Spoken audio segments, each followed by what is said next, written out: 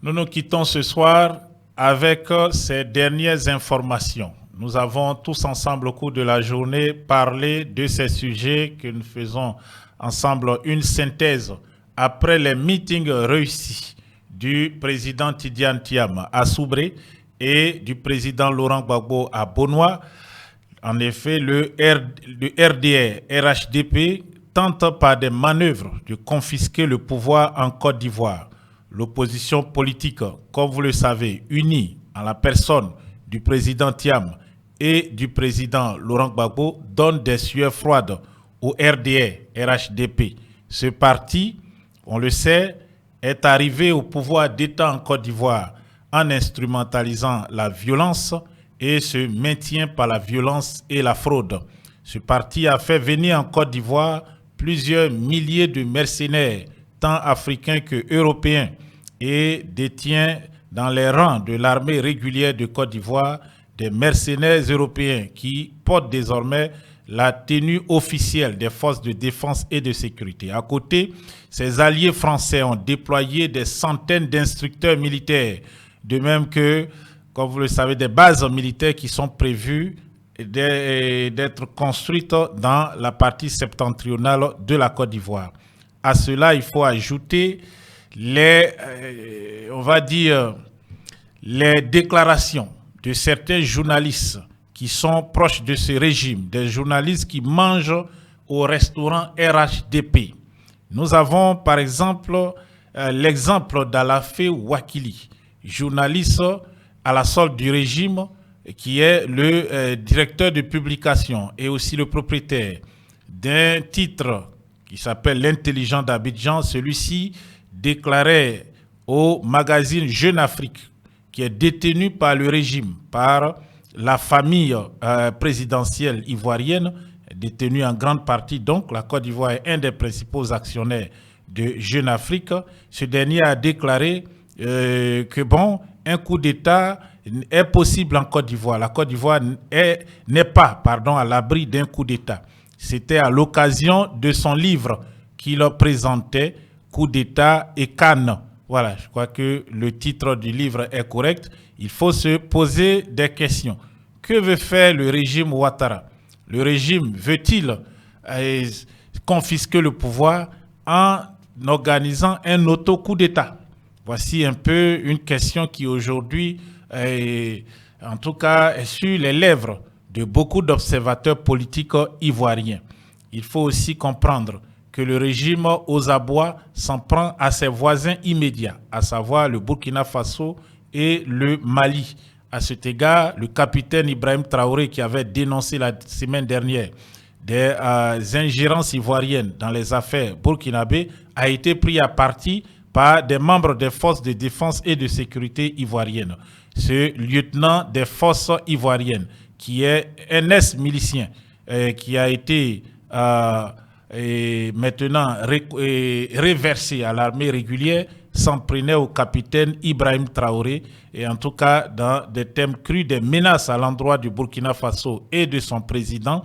Est-ce que ces individus vont se lever de façon individuelle et poser des actes qui viendraient à mettre en danger la sécurité nationale de la Côte d'Ivoire? C'est aussi une des questions. Et il faut aussi retenir pour cette journée que la frontière septentrionale de la Côte d'Ivoire est aujourd'hui une frontière, on va dire, dangereuse.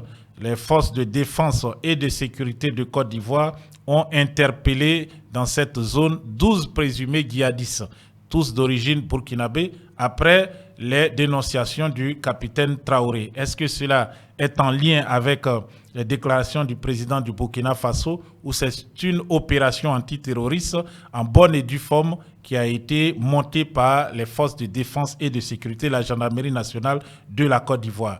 Tout porte à croire en tout cas que si la situation se dégradait dans la partie septentrionale du pays, car cette zone a déjà subi des attaques terroristes, la zone de Kafolo, Teini, c'est dans cette zone d'ailleurs que ces messieurs ont été appréhendés, que ces présumés djihadistes ont été appréhendés.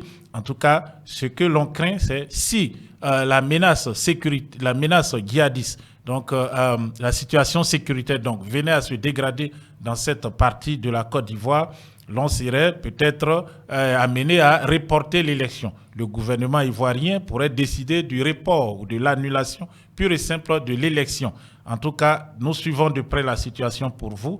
Nous allons demain, au cours de notre édition, aborder la question de l'inscription du nom du président Laurent Gbagbo sur la liste électorale afin de contrer ces velléités du régime du RDA, afin aussi de montrer que l'opposition politique est unie et qu'elle peut vaincre pour le bonheur du peuple de Côte d'Ivoire. N'oublions pas aussi Adama Bictogo qui a été, on va dire, inquiété il y a de cela quelques jours.